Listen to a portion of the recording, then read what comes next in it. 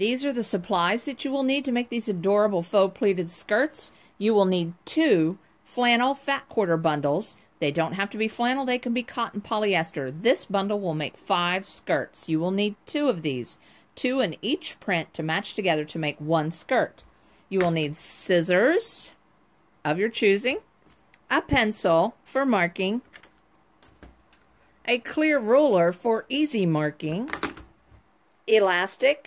The sizes will be stated at the on my website, Crissy'sOverTheMountainCrochet.com. And you need to open up your flannel. Oh, 2 safety pins. You need 2 safety pins also. So, open up your fat quarter bundle, open up your fabric, and each piece of fabric will have raw edges. You will need to either serge or zigzag to finish the edges, then wash every piece of fabric. So all of the edges have been finished. I used a zigzag. You can use a serge. They're ready for the washer. It took 15 minutes. I used a chain stitch method, and what a chain stitch method is, I would go all the way around to each side. Then when I got back to the beginning where I started, I'm under the sewing machine like this. I would just butt the next piece up to be sewn right there, and it would start sewing, and they're all chained together at the end. So, not too much time there. I'll put these in the wash, use fabric softener, and we'll be on to the next step. All fabric pieces have been washed, matched, and a side seam sewn on the 18-inch short side in a 3/8 inch stitch, 3/8 inch seam in a straight stitch, then zigzag or serge this edge. Now it is time to measure. Now it is time to measure each piece. That will have to be done individually. Each piece will have to have a straight edge at the top, and I do that by taking a ruler, using either 22, 21, just one of my darker marks. I place it on the very edge of this straight edge, the sewn edge. I know this is straight, and I want to use it as a guide to clean off this top edge, because as you can see, it's a little bit messy. So I'll use my pencil to mark. Since this white flannel picks up pencil lead, it's really easy to do this. It doesn't have to be a real dark mark. As you can see, there's a mark there. Now the measurements for a newborn is 8.5 inches, 3 to 6 months is 9.5 inches, 6 to 9 months is 10.5 inches, 12 months is 11.5 inches, 18 to 24 months is 12 3/4 inches. I'm going to cut this out for a 12-month size, so I take my ruler, I use this as my mark, and I'm going to mark 11.5 inches. Across 11.5. I love these clear rulers. They make a very easy job. Now I will be adding a fluffier bow to this skirt. You can either add the small sash with a bow knot, or you can add a fluffy bow to the waist, and I'm going to add a fluffy bow. I'll need a 4-inch strip cut off for the fluffy bow.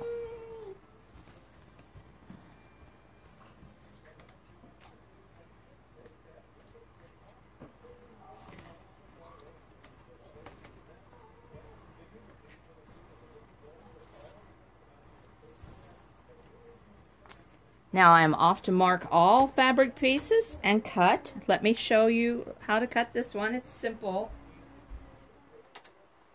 And after that, I will mark and cut all the fabric pieces and time myself. That way I can show you that assembly line cutting is very quick. The quickest way to cut this fabric would be if you had a rotary cutter and a mat. You could just do this in very quick fashion,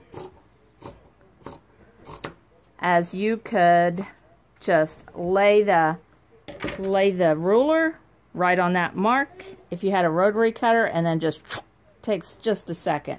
That will cut down your time tremendously. But scissors aren't that bad either, especially if you have a sharp pair. I get these scissors at Walmart. They are called razor edge scissors. You can also get them at Joann's, but where I live so far out in the country, it's easier to get to Walmart. It's 30 minutes to Walmart, an hour to Joann's. There we go. So we have the skirt piece, and we have the strip for the bow. And I will time myself on the rest, and I'll be back with you in a moment. Well, it took 15 minutes to cut out the skirt portion and the strip portion. The 4-inch strip portion, that will make the fluffy bow at the waist area.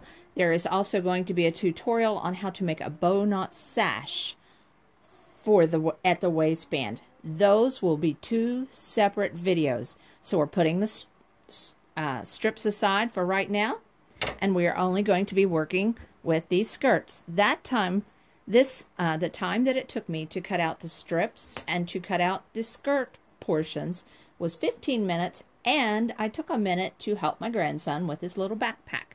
So the next step is this. These long ends, the long ends are unfinished. They'll need to be zigzagged, but keep in mind that you're going to want to iron this side seam to one side. So if you're coming in this direction and you want the side seam ironed in this to this side, make sure to push it down before the zigzag or the serge stitch goes across. Do this in a chain sewing fashion. You zigzag or serge one edge. Don't pull it out from underneath the machine. Just butt that other piece right up underneath it, and that will save you time. I will be coming back to show you the ironed side seam and the finished edges and let you know how long that took. And we're back. I have finished all edges at the top, and when I finished the edge, I pushed it to one side, and I did this in a chain stitch chain sewing, and as you can see, all the pieces are chained together.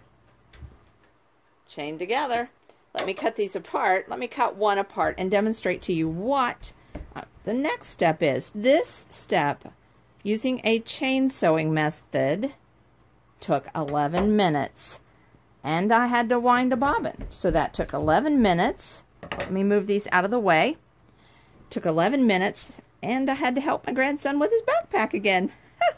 So the next step, so we're at 11 minutes on finishing the edge on both edges. If I had had a serger, it would have been so much faster.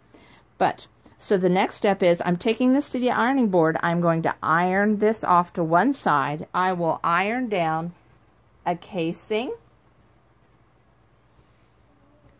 and I will iron up the hem.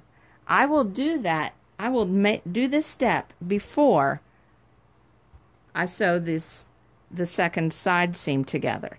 It's so much easier if I sew this second side seam together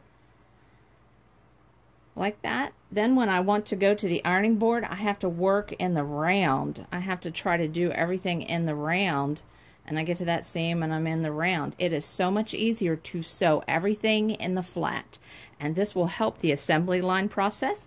I'll be back in a moment to give you a time frame on how long it took to iron down the casing and iron up the hem. The inches needed for the casing and the hem for the smaller sizes is different than for the larger sizes. So look to the website, Crissy'sOverTheMountainCrochet.com, for those. All seams have been ironed to one side, and all hems have been sewn up, and all casings have been sewn down. The next step is to open them back up. Open up where you finished ironing, and sew this second side seam together, which is the short seam. I'll be back to tell you how long that took.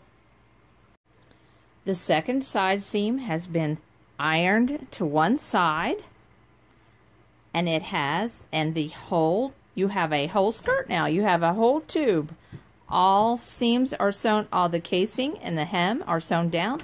The side seams are sewn to the side. This took 10 more minutes. We are now at an hour and 11 minutes on making these skirts. Next step is sewing down the casing and sewing up the hem. We're almost there. And we're back. I have sewn down all of the casings and all of the hems, and that took 25 minutes. Not bad, huh? 5 skirts. I sewed the casings and the hems in 25 minutes, and I had to stop and wind a bobbin. I now have 5 pieces of elastic. I'm getting ready to run the elastic through the casings. Let me pull this up close so you can see. I have an opening right here. I've left an opening right here so that I can run the casing through there. And let me point out to you something. When I sew the casing, I sew close to that zigzag stitch, but then I go back and I take another stitch right on that fold. That helps the casing to stay in place. And if it gets out of place, you know, elastic is going to roll from time to time. If it gets out of place, then you can grab hold of that and wiggle it and jiggle it and get it back in line. And then this is the hem. The hem is two stitches. I drop down. I stitch from the front side. I drop down a 1/2 inch below where I can feel the hem. I can feel the hem on the other underside. And I drop a 1/2 inch below, and I stitch this first line, and then the first line is stitched right here. Then after I stitch this first line, I go back through and I stitch a second line 3/8 inch away. I don't use a double needle, I just eyeball it. I've been doing that for several years. That gives a really good finish to the hem. Because if you'll notice on the inside, the hem is pretty much sewn down in a way that when you wash it, it's going to be easier to put back in place and it will lay nicely. This is a really nice trim. Like I said, it doesn't take a double needle. So I am off to put the elastic in all of these skirts. But let me give you a quick demonstration of what I'm going to do. I will put a safety pin. Put a safety pin in each end.